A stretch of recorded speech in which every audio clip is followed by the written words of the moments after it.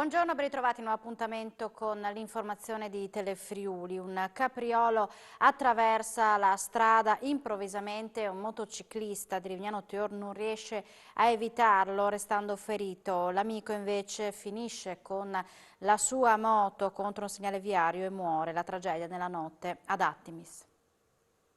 Ha perso il controllo della sua moto, un Aguzzi, ed è finito contro un tabellone della segnaletica stradale, morendo sul colpo. La tragedia poco prima della mezzanotte sulla regionale 356, lungo il rettilineo compreso tra Attimis e racchiuso di fronte a una piccola zona produttiva, in un punto boscoso del paese.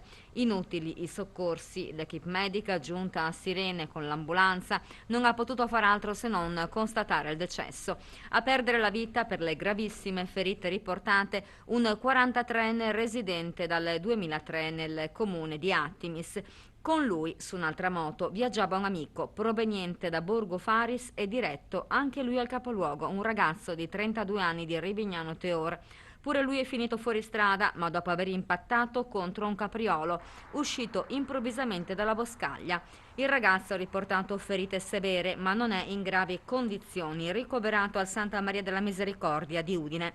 Resta da capire adesso se l'attraversamento improvviso della careggiata da parte dell'animale selvatico, trovato poi morto a bordo strada, abbia causato entrambe le fuoriuscite autonome delle due moto.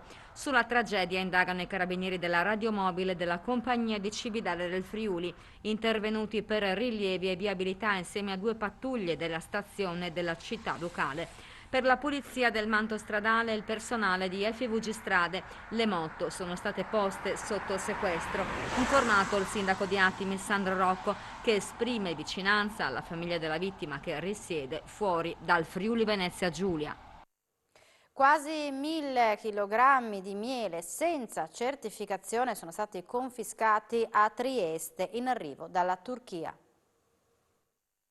36 cassette contenente vasetti e favie per un totale di 980 kg di miele non dichiarati né accompagnati da alcuna certificazione sanitaria sono stati trovati in un mezzo proveniente dal porto turco di Mersin che transitava al porto franco nuovo di Trieste con destinazione Belgio.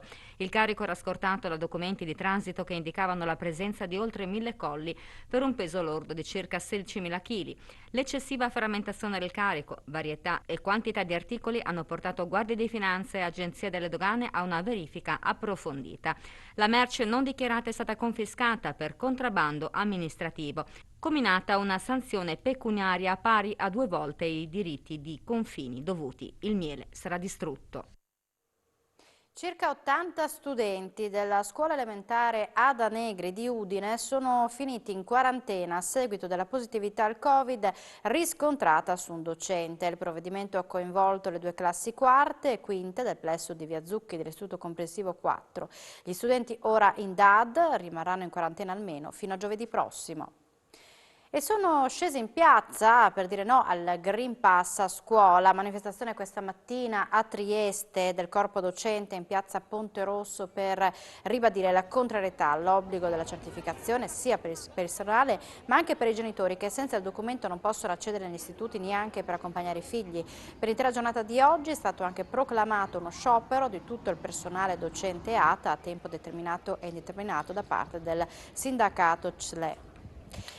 Nessuna violazione anti-Covid nel fine settimana in provincia di Udine, ma 12 le violazioni al codice della strada, una segnalazione per droga e questo è il bilancio dei controlli dei carabinieri del capoluogo friulano.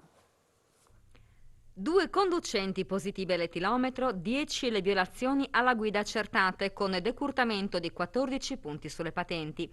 A Udine una persona segnalata alla prefettura perché assuntrice di droga trovata in possesso di circa 3 grammi di marijuana, mentre un'altra è stata denunciata per danneggiamento e violazione del provvedimento di allontanamento dalla casa familiare.